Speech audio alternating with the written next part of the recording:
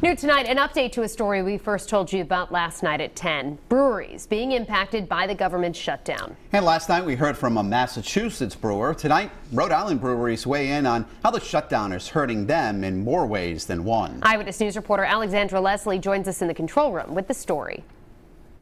There are two significant impacts on brewers nationwide. One is that any new labels that brewers plan on releasing won't be considered.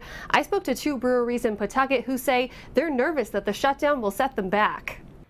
The taps will keep flowing, but new labels some Rhode Island brewers are trying to put on the shelves have been put on hold.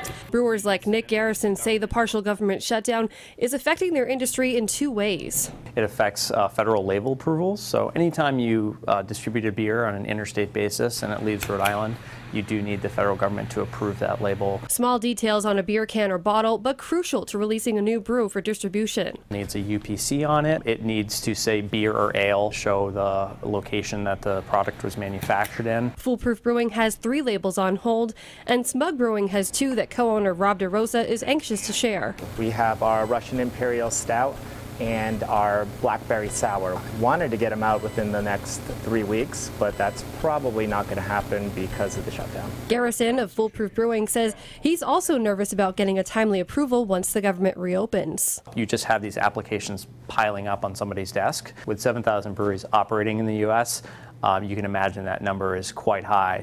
Another impact of the partial government shutdown, some new breweries who want to open can't. Rhode Island Brewers Guild tells me that 5 new breweries plan to open in the Ocean State, but they can't until their federal license is approved once the shutdown is resolved. I'm Alexandra Leslie, Eyewitness News.